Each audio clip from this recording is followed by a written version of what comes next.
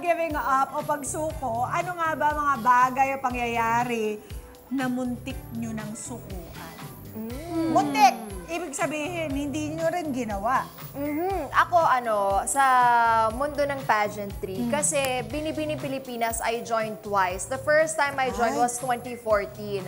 So, sabi ko, ay baka hindi talaga para sa akin. Kasi 2015, nag-Miss World pa ako, pero 4th princess. May isa akong sinalihan, nag-first runner-up. So, sabi ko, ay baka hindi para sa akin yung pageant. So, lumipad ako, nag-OFW ako 2016 to 2017.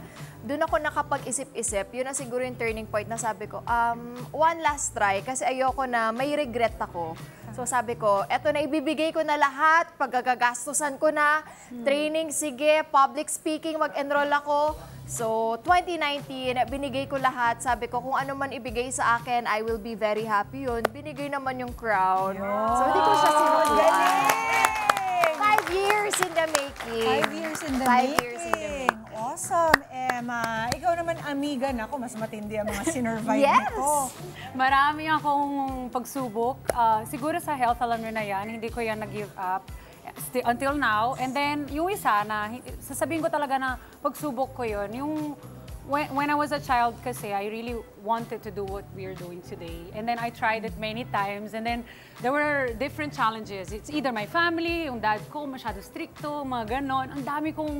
Basta ang daming hindrances na nangyari sa journey ko. Even nung time show din tayo noon, ako mismo nag-give up ako sa sarili ko. And then, diba, I resigned. So parang, pero hindi ko siya nag-give up. Parang pinag-aralan ko pa yung gusto kong gawin dito sa craft natin para itutuloy ko siya. At ngayon, nandito tayo sa Kada Umaga, which is something that I really prayed for during pandemic. So maraming salamat.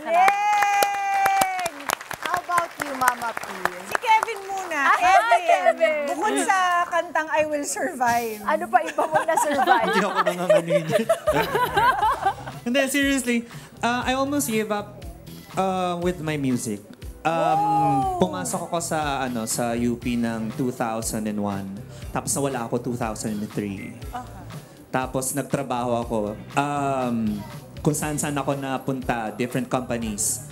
And then finally, sabi ko, ito talaga hinahanap ng katawan ko. Bumalik ako sa school 2016, natapos ko 2020. Dire-diretso. Grabe. Ang tagal Buti na lang Nakabalik ako. Yes. Malaking kawalan. Thank you, Sa thank you. musika, kung ikay gumive up. Buti na lang hindi. It's your turn. Ako naman, Pressure. nasabihan na kasi ako once before na hindi daw ako pangmasa. Parang nasabihan na ako na hindi ko kayang maging mainstream TV. May pagka-niche daw yung dating ko. Kaya ang ginawa ko, lalo ko talagang nag-deep dive ako. Nanood ako ng mga telenovela, nagbasa ako ng mga tabloid, nakinig ako ng mga AM radio, para mas lalo kong makuha yung lingwahe, yung mga way of expressing themselves sa mga taong nasa telebisyon.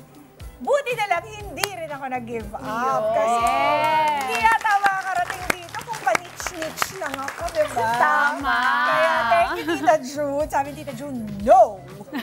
You will be on mainstream TV. Thank you very much, Tita June Rufino, my manager, for believing in me. Pero ano nga ba ang mga dahilan kung bakit hindi tayo sumusuko? At ano ang nagiging lesson natin sa mga situations na katulad nito? Netizens, for more Kada Umaga updates, i-click lamang po ang subscribe button at i-follow ang Net25 social media pages on YouTube, Facebook, and TikTok at pati na rin ang Net25 TV.